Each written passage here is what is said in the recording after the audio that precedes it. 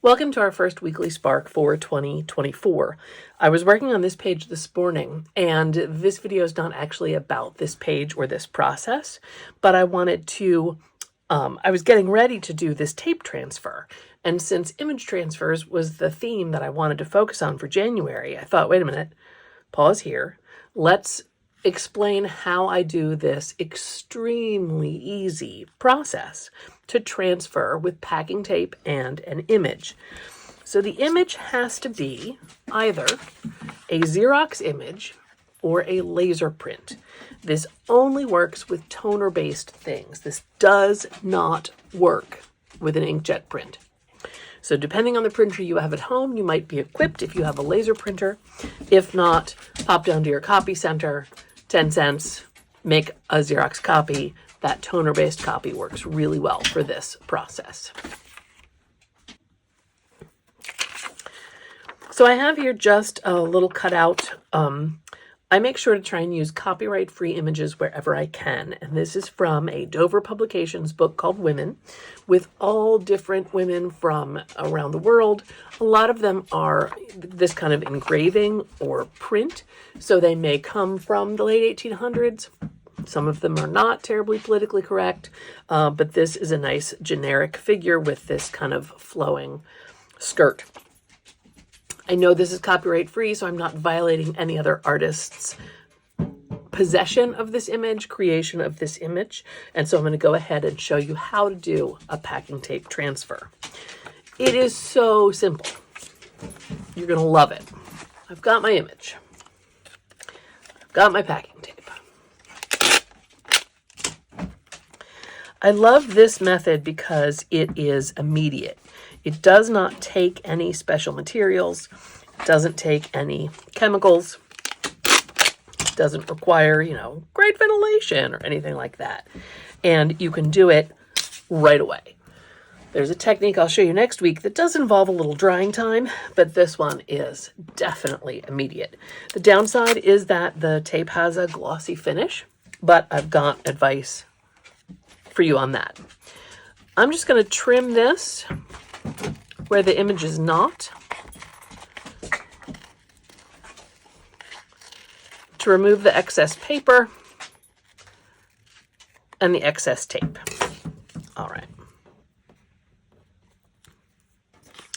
So I did try and really burnish this down pretty firmly onto the image. And where I had to use 2 pieces of tape, I overlapped them by approximately 1/4 inch, right? Because I want them to be, to not have a split. All right. Now, I'm going to flip that over. I'm going to grab a spray bottle of water.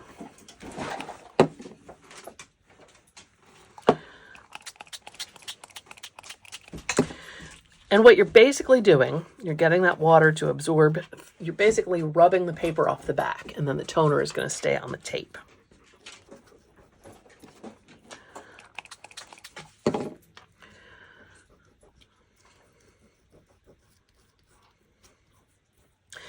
With some transfer methods, you need to be pretty gentle so that you're not disturbing the toner. But I think that this method is a great one to start with, because you can be pretty tough with it.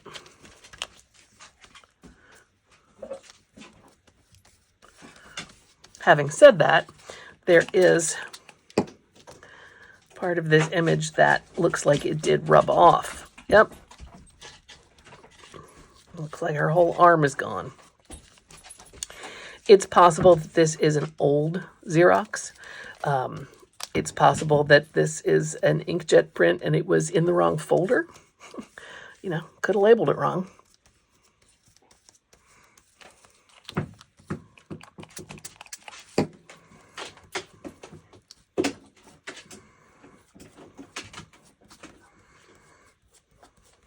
So for the sake of demonstration, I'll go ahead and show you the butterfly as well. Now, just to kind of show you this, let me put this on a colored piece of paper. With the exception of her missing arm, you can see the image right there. Now, I don't love drawing faces and figures, and so this is one method I use quite a bit for faces and figures in my mixed media pieces. I'm not great at drawing faces. It's not something I spend a lot of time doing. And so I'm going to use a method that gets me the image that I want quicker, more reliably. So let's try this butterfly, and hopefully it won't be missing pieces like her arm.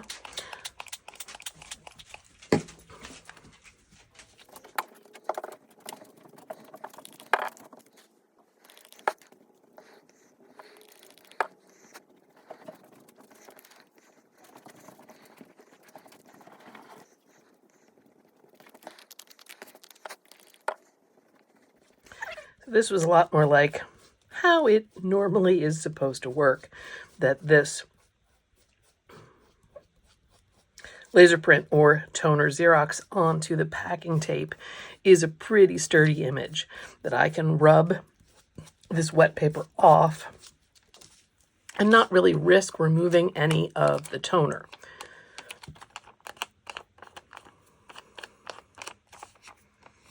Sometimes your tape is still sticky enough to actually stick into your collage.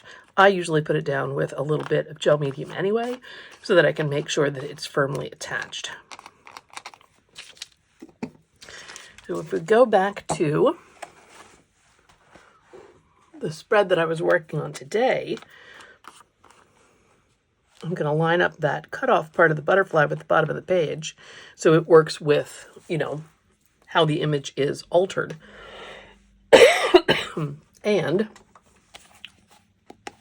I've got a little matte gel medium here. I actually grabbed the matte for two reasons.